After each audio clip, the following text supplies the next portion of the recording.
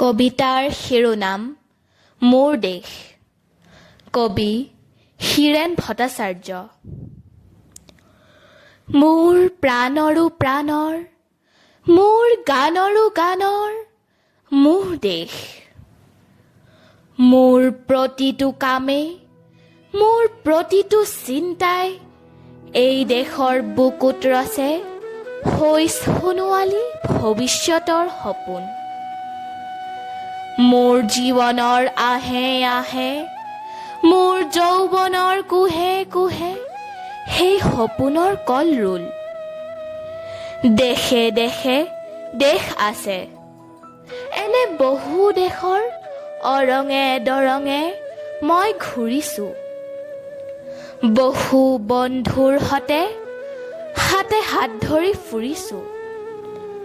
কেতিয়াবা সাগৰ পাৰত, কেতিয়াবা খেজুৰ তলত, নতুবা পাহাৰ তলিত খন্তেক জিৰাইছোঁ। বন্ধুৰ সতে প্ৰাণ খুলি প্ৰাণৰ কথা পাতিছোঁ। তাৰ পিছত আকৌ আৰম্ভ কৰিছোঁ নতুন যাত্ৰা। এনে বহু যাত্ৰাৰ শেষ মোৰ দেশ, যাৰ বুকুৰ উমে মোক দিছে ভাল পোৱাৰ আনন্দ, যৌৱনৰ প্ৰাচুৰ্য,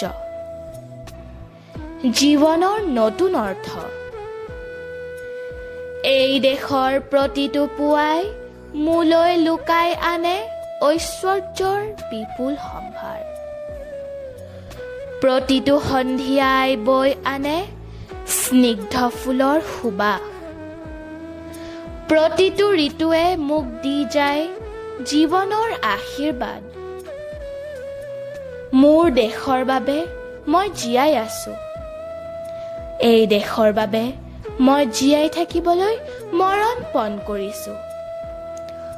ৰনোৱা, বনোৱা, হালোৱা, এই সকলোৰে মাজত ঐক্য হৈ, বিৰোধৰ মাজত সংহতিৰ সম্ভাৱনা হৈ মই আছোঁ। জীৱনে মৰণে, শয়নে সপোনে এই দেশৰ আহ্বান মই শুনিছোঁ।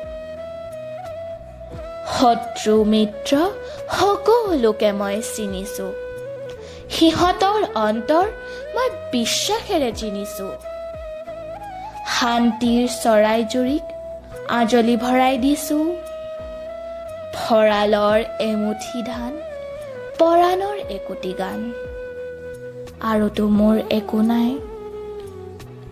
মোৰ দেশ, মোৰ কল্লোলিত সপোনৰ উত্তাল তৰংগই মোক লৈ যায় গভীৰৰ পৰা গভীৰতলৈ, আদৰ্শৰ কঠিন পৰ্বতমূললৈ। ধন্যবাদ।